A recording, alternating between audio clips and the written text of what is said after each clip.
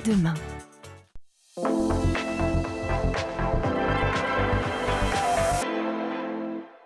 Bonjour à toutes et à tous, ravie de vous retrouver pour cette nouvelle édition de l'École du Futur. Au programme de cette émission, on ouvre avec notre focus, avec un œil affûté. Il décortique et questionne le 7e art, entre chroniques, analyses, interviews sur sa chaîne YouTube. Sofiane fait son cinéma et réinvente la critique loin des salles obscures traditionnelles. Il est notre influenceur du jour, son portrait à découvrir dans un instant. Et puis comme toujours, je suis extrêmement bien accompagnée sur ce plateau puisque Jeanne Dreyfus est là pour nous partager son idée derrière la tech. Bonjour Jeanne. Bonjour Lisa. De quoi est-ce que vous nous parlez aujourd'hui? Je vais vous parler d'une initiative de l'UNESCO lancée le 29 septembre, un musée virtuel avec des reproductions d'œuvres d'art volées ou pillées dans des contextes de crise ou de guerre. Et la tâche est grande, on verra ça tout à l'heure. Sans oublier notre sujet du jour, peut-on vraiment apprendre mieux, plus vite et surtout avec plus de plaisir? C'est la promesse d'une nouvelle génération de plateformes éducatives qui s'appuient sur les neurosciences et les dernières avancées en matière d'intelligence artificielle pour comprendre comment notre cerveau retient, oublie ou décroche. On en parle avec notre invité Fida Amrouni, cofondateur de la plateforme de soutien scolaire Master. Bonjour. Bonjour. Bonjour. On en discute dans un instant, mais d'abord place au focus.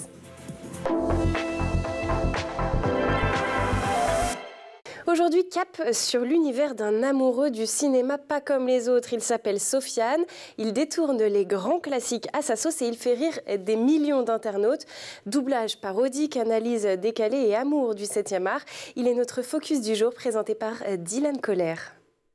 Alright, c'est parti. Allez, on fait un tour du côté du 7e art avec Sofiane, de son vrai nom Sofiane Boudouni, le cinéphile ultra connecté du YouTube francophone. Depuis la création de sa chaîne en 2012, Sofiane partage sa passion. Acteur, réalisateur et vidéaste, ce Nîmois de 30 ans sait de quoi il parle. Depuis tout jeune, il s'exprime aussi bien devant que derrière la caméra. Mais c'est à la suite d'un concept novateur qu'il se fait vraiment connaître. Revisiter les grands classiques du cinéma avec des doublages complètement décalés. Résultat, des millions de vues, des fous rires et une communauté fidèle. Aujourd'hui, on va doubler avec Seb. Attends, faut que je explique le concept. Ah, pour tous ceux qui n'ont jamais vu ça? Mais oui. Ah, ouais, vas-y. Le concept, il est très simple. On va prendre le film, on va couper le son et on va doubler par-dessus, mais en impro. Rien n'est préparé, rien n'est écrit. Donc on va dire un peu des bêtises.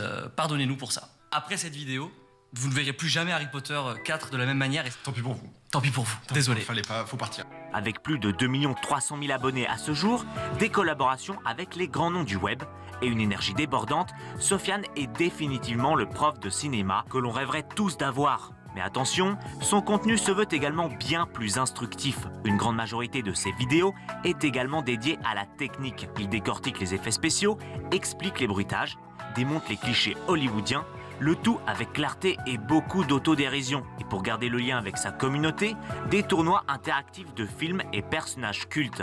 À vous de voter, à lui de les commenter. C'est parti, on commence tout de suite avec le premier duel. On est au premier tour et au premier tour, on retrouve deux acteurs incroyables. Ça commence très fort. Brad Pitt qui tombe face à Al Pacino. Mais non. Brad Pitt, Al Pacino. En vrai, est-ce qu'il y a vraiment débat? Bah si, il y a débat quand même, il y a débat de ouf. Brad Pitt, gros. Ouais, Brad Pitt, mais bon, Al Pacino, la légende. Al Pacino, Serpico, Le Parrain. Moi, je dirais Al Pacino. Les amis, vous avez voté et en effet, vous avez préféré Brad Pitt. Mais non. Putain, Brad Pitt, waouh. Vous l'aurez compris, avec Sofiane, le cinéma devient une affaire sérieuse. Alors si vous aimez les films, les fous rires et les formats malins, vous avez trouvé la personne à suivre pour découvrir le vaste monde du cinéma comme vous ne l'avez jamais vu. Tout autre sujet maintenant, les élèves apprennent différemment, retiennent différemment et pourtant la pédagogie évolue peu. Résultat, à la maison comme à l'école, beaucoup d'entre eux peinent à se concentrer, à mémoriser ou encore à progresser. Alors comment adapter l'apprentissage à chacun et surtout comment la science peut-elle y contribuer? C'est tout l'enjeu de Master, une jeune start-up française qui s'appuie sur les neurosciences pour repenser le soutien scolaire. On démarre tout de suite le talk.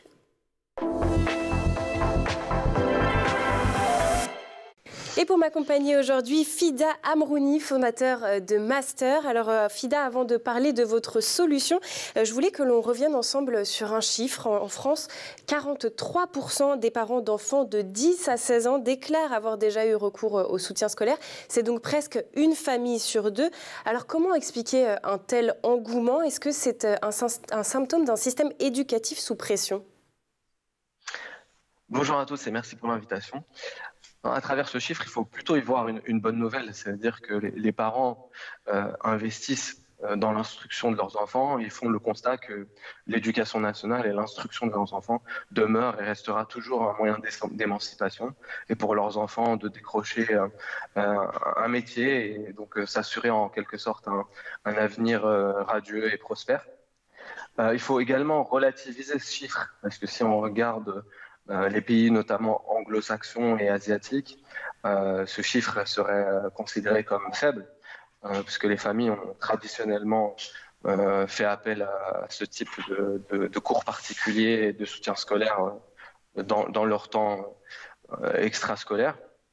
Et enfin, le dernier constat, c'est que les parents prennent de plus en plus conscience qu'il va falloir trouver une façon utile d'occuper leur temps. Ça devient le temps de leurs enfants, ça devient de plus en plus urgent pour eux parce qu'ils voient en fait que le temps extrascolaire, le temps libre de leurs enfants est de plus en plus accaparé par les réseaux sociaux, les jeux vidéo et ça devient un enjeu majeur pour les familles d'occuper utilement à travers des activités extrascolaires comme le sport, mais des activités culturelles comme la musique, mais aussi le soutien scolaire pour l'instruction et le suivi de la scolarité de leurs enfants. Et c'est justement pour adresser à ces demandes que vous avez créé Master. Alors, est-ce que vous pourriez nous expliquer rapidement en quoi consiste votre plateforme et quelle est sa mission principale ? Alors, Master, c'est une plateforme de cours particuliers, donc assurée par des humains, mais qui vont être augmentés par l'intelligence artificielle. Autrement dit, notre mission consiste à démocratiser les cours particuliers à double titre. D'abord, le rendre plus accessible. Donc, on a des prix qui sont 3 fois moins chers que les standards du marché, mais aussi le rendre accessible du point de vue géographique, parce que les familles qui sont éloignées des centres urbains ne peuvent pas avoir accès à ce type de service. Alors, comment on le fait ? On va utiliser la technologie, notamment l'intelligence artificielle, pour doter nos professeurs en quelque sorte de super pouvoirs pédagogiques pour générer des contenus personnalisés, notamment assurer plus de reporting. Et ça va leur permettre de gérer plusieurs élèves en parallèle en garantissant, en étant fidèles donc au niveau de qualité qu'exige un cours particulier avec un professeur et un élève. Et tout ça grâce à ces super pouvoirs pédagogiques. Alors, vous avez rapidement évoqué le coût des cours particuliers. Effectivement, c'est un service qui reste encore assez coûteux, réservé aux familles les plus favorisées. Alors, qu'en est-il de Master ? Concrètement, combien ça coûte pour un parent ou pour un élève de suivre vos cours sur Master ? Alors, le Master fonctionne comme un abonnement Netflix ou Télécom. Donc le montant sera fixé en fait en fonction de la fréquence et l'intensité du programme. Ça peut être 1 heure, 2 heures ou 3 heures par semaine, voire plus à l'approche des examens. Et on est en moyenne entre 9 et 13 euros de l'heure, ce qui représente en fonction donc de l'intensité un budget entre 50 euros et 125 euros par mois. Est-ce que vous ressentez de la part des parents une crainte vis-à-vis de l'IA ou est-ce que vous sentez un engouement plutôt ? Il y a beaucoup de craintes en effet, parce que c'est un réflexe conservateur. Les parents veulent du bien pour leurs enfants. Et quand ils voient arriver l'intelligence artificielle massivement, en fait, aujourd'hui, c'est 8 adolescents sur 10 qui utilisent l'intelligence artificielle et qui ne sont pas donc sensibilisés sur les usages, forcément, ça crée de l'inquiétude, par un réflexe quasiment de survie pour les parents. On veut que les élèves progressent, apprennent, et quand les parents voient caricaturalement que les élèves l'utilisent pour tricher pour leurs devoirs à la maison, ça pose problème. Mais au fur et à mesure, on sent que la nuance commence à apparaître et que les parents, de plus en plus lucides, distinguent un bon usage de l'IA et un mauvais usage de l'IA par leurs enfants. L'une des promesses de l'IA aussi, c'est la personnalisation, bien entendu, le fait de pouvoir adapter le contenu, le rythme, mais aussi la difficulté. On sait malheureusement que trop d'automatisation peut créer des biais et proposer du coup des apprentissages formatés. Alors comment vous faites, vous, chez Master, pour garantir que l'IA respecte la singularité de chaque élève au lieu de l'enfermer dans un profil type ? Alors, le principal garde-fou pour contrôler ce danger donc de l'ultra-personnalisation de l'autonomie, d'un usage autonome de l'intelligence artificielle, c'est d'abord la figure humaine du tuteur, du professeur, qui a le contrôle de l'intelligence artificielle. Il peut la paramétrer, il peut la bloquer, il peut la solliciter. Les élèves ne sont pas laissés seuls face à l'intelligence artificielle. L'intelligence artificielle chez ma sœur est un moyen qu'utilise le tuteur pour, en quelque sorte, prolonger son enseignement et ses interventions. Donc, le premier contrôle, c'est le contrôle de l'IA par le tuteur qui est fondamental. Et ensuite, on a évidemment d'autres garde-fous, à savoir le cadre dans lequel tous ces contenus sont générés, celui du programme officiel de l'éducation nationale, qui est très détaillé en fait quand on consulte les textes réglementaires et qui sont quelque part les fondamentaux des contenus que nous générons à travers les intelligences artificielles génératives. Alors ça, c'est pour l'intelligence artificielle, mais ce qui fait l'une des particularités aussi de votre solution, c'est le fait que vous ayez intégré les neurosciences. Vous partez d'un postulat qui est fort. La réussite passe d'abord par le fait de comprendre la façon dont on apprend. Alors qu'est-ce que les neurosciences nous apprennent aujourd'hui justement sur la manière dont le cerveau assimile les savoirs? C'est une très bonne question. Le constat que nous, on fait, c'est que au niveau des recherches en neurosciences, aujourd'hui, il faut savoir que les grandes plateformes dépensent des dizaines de millions d'euros en R&D, donc en recherche et développement, pour nous rendre addicts à leur contenu et encore plus nos enfants et nos adolescents qui sont plus fragiles en matière psychologiquement face à ces contenus et ces risques d'addiction. Donc nous, on a la chance aussi, grâce à la disponibilité illimitée de ces recherches, d'en tirer profit, mais pour en quelque sorte aider les adolescents à être plus engagés dans leur scolarité et donc à avoir des temps libres plus utiles et au service de leur instruction et de leur développement personnel. Donc c'est pour ça qu'effectivement on utilise les neurosciences comme un levier d'engagement. Et un cadre fondamental des neurosciences, c'est comment le cerveau apprend. Et il y a la fameuse théorie des 4 piliers de l'apprentissage, à savoir qu'un apprentissage bien ancré sur le long terme s'assimile après 4 piliers, donc l'attention, l'engagement, à savoir la curiosité, le feedback, donc le retour immédiat sur erreur, et enfin la consolidation, ça veut dire en fin de compte la répétition. Et ce feedback, justement, vous insistez sur son importance. Est-ce que finalement, c'est aussi une manière de redonner à l'erreur un rôle positif plutôt que de la condamner?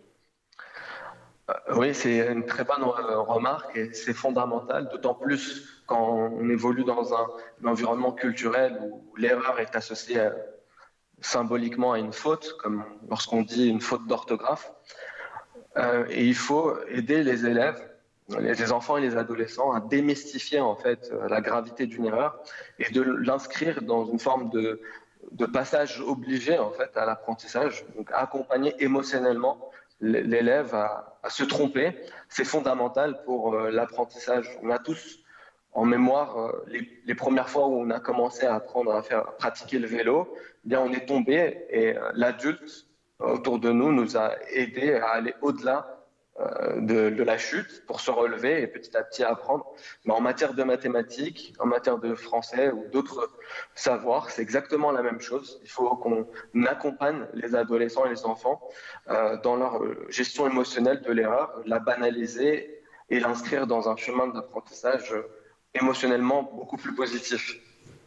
Allez, on continue à parler de neurosciences, de motivation, d'habitudes d'apprentissage et aussi de ce fragile équilibre entre technologie et accompagnement. C'est juste après avoir fait un petit tour du côté de la planète tech.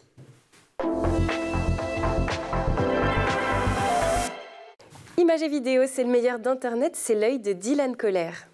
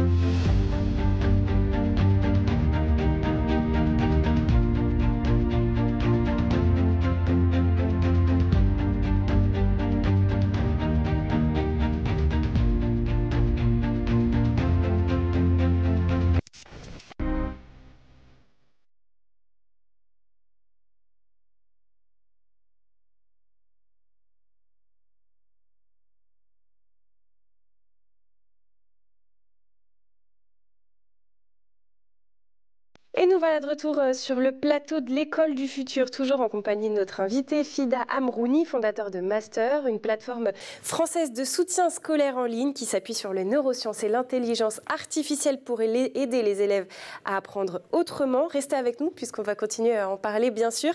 Mais d'abord, place à la chronique de Jeanne Dreyfus qui a une idée derrière la tech. Jeanne, vous nous parlez aujourd'hui d'une initiative numérique lancée par l'UNESCO, un musée virtuel destiné à accueillir sous forme 3D des œuvres d'art qui ont été volées ou qui ont disparu au cours du temps. Je vais vous inviter à regarder avec moi un tout petit objet, une pièce d'or frappée il y a très très longtemps. Imaginez un forgeron libyen faire chauffer son four dans la province de Benghazi. Nous sommes au IVe siècle avant Jésus-Christ.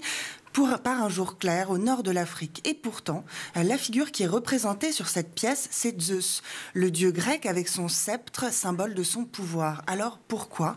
Parce que à l'époque, la Libye était une colonie grecque, avec ses temples à colonnes où on priait autant les divinités locales que celles de l'Olympe.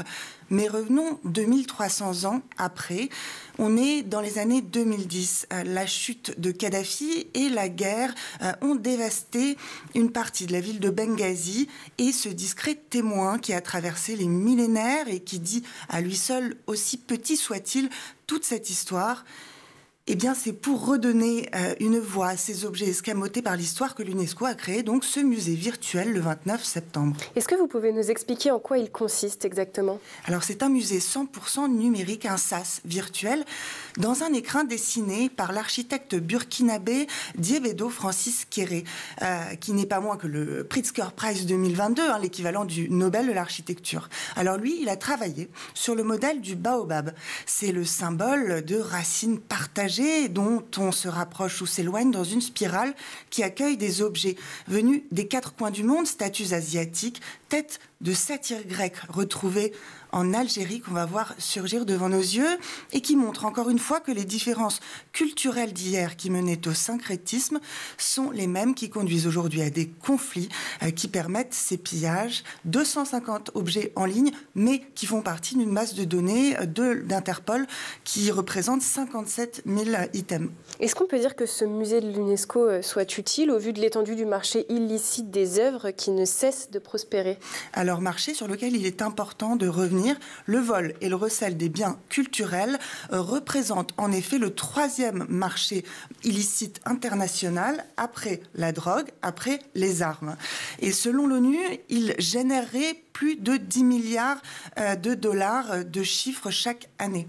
Alors aussi dérisoire que puisse en effet sembler ce musée, eh bien c'est une arme douce qui, en rendant les œuvres visibles, cherche à compliquer leur revente et à multiplier aussi les chances de les retrouver. En effet, c'est le seul musée qui a ouvert dans l'espoir de fermer. Est-ce que ce musée veut aussi montrer que le numérique joue un rôle clé pour retrouver les objets revendus illégalement ? Importance largement portée par Interpol grâce à des bases de données dont on peut citer le Art Loss Register, qui comporte 700 000 objets et ça s'avère en effet très utile. Prenons l'exemple d'un casse qui avait fait grand bruit. On est en Espagne, on est en 2016, un appartement bourgeois est sauvagement cambriolé et un triptyque de Francis Bacon se volatilise, valeur 30 millions d'euros, jusqu'à ce que l'œuvre soit identifiée grâce à ces bases de données numériques et permette à ces collectionneurs de repeupler leurs murs avec ces humbles toiles. Donc le musée virtuel de l'UNESCO est la partie immergée d'un écosystème de lutte contre le vol des œuvres d'art. Cette initiative, elle occupe en effet un rôle de gardien de l'histoire culturelle à visée pédagogique, mais elle n'est pas seule à occuper cette fonction symbolique. Je finirai en parlant d'un projet qui se sert aussi du numérique pour restituer virtuellement des objets qui ont été pillés dans un contexte colonial. Créée en 2021 par le Nigérian Chidi Nwobani, la plateforme Looty, L-O-O-T-Y, a numérisé par exemple des bronzes du Bénin du XVIe siècle qu'on voit ici et qui ont été pillés pendant une expédition britannique à la fin du XIXe siècle. Alors oui, ce n'est pas une restitution matérielle, mais ça reste un moyen de permettre aux populations de ne pas perdre contact avec leur patrimoine, leur tradition, leur culture passée. En somme, les racines du baobab. fascinant. On se dit que finalement le numérique peut aussi servir à redonner vie à ce que l'histoire a effacé. Et ce musée virtuel, c'est un petit peu une mémoire collective 2.0. Et puisqu'on parle de mémoire, justement, on reprend nos discussions sur comment mieux mémoriser ses cours avec la plateforme de soutien scolaire Master, fondée sur les neurosciences et l'intelligence artificielle. C'est tout de suite dans la seconde partie du talk.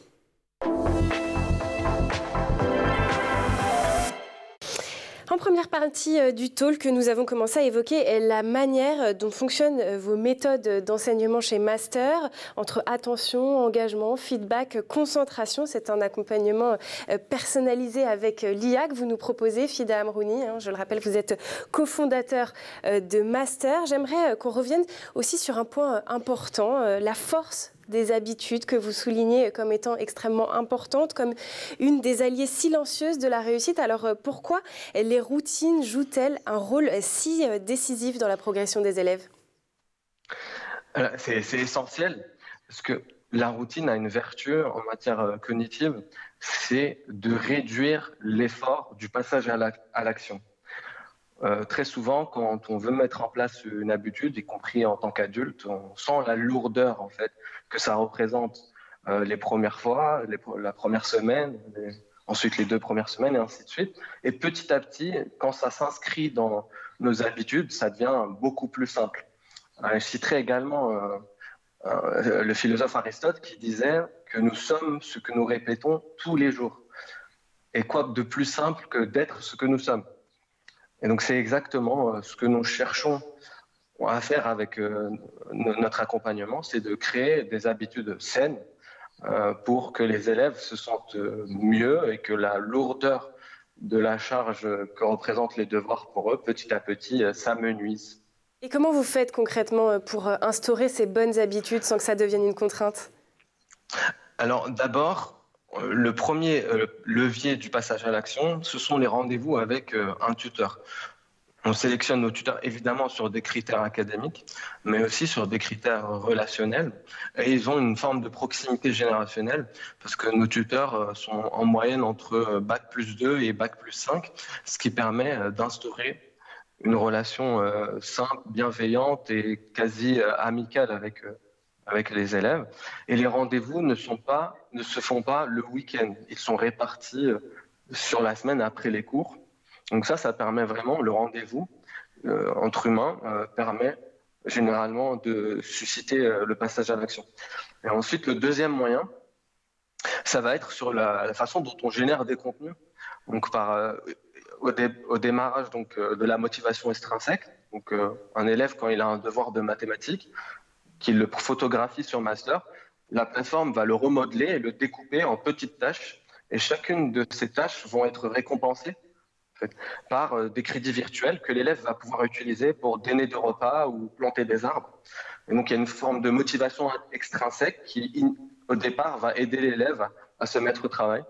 Et au fur et à mesure, en fait, c'est par l'adaptation des contenus à ses centres d'intérêt. Donc un élève qui apprécie le foot, par exemple, comme moi je supporte par exemple l'équipe du Paris Saint-Germain, le fait que l'exercice soit associé à mon équipe favorite va m'aider également à développer mon imaginaire, va entraîner un signal dans mon imaginaire et susciter de la curiosité.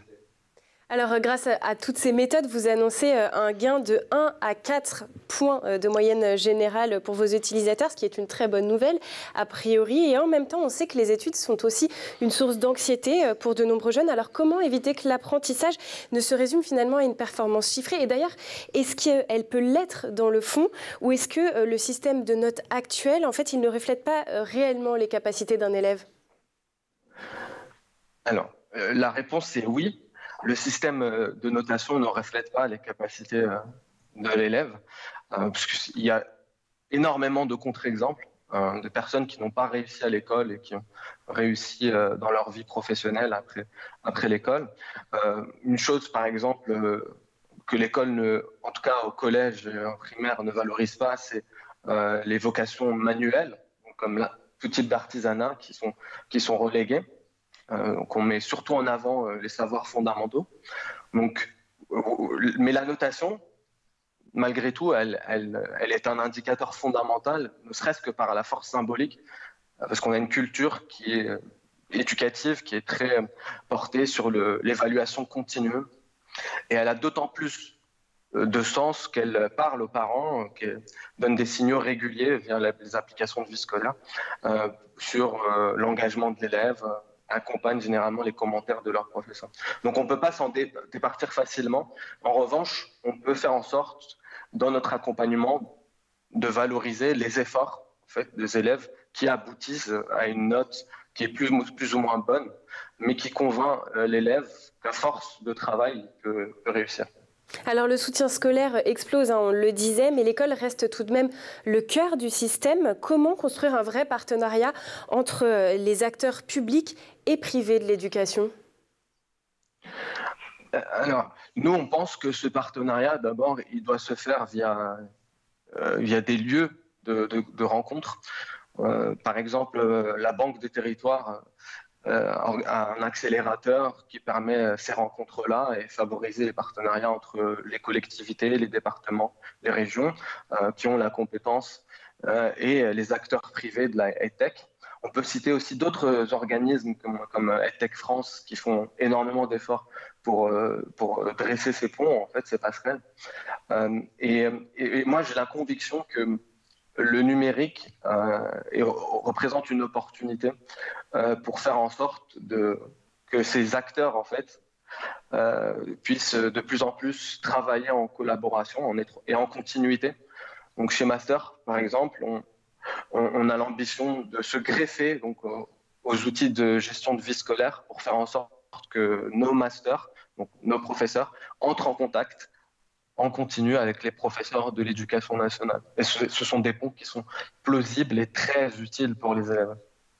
Votre plateforme, on l'a compris, incarne une vision plus large de l'éducation, celle d'une éducation personnalisée et fondée sur la science.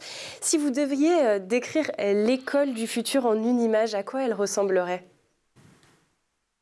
L'école du futur en une image, ce serait d'abord une école qui a évolué spatialement.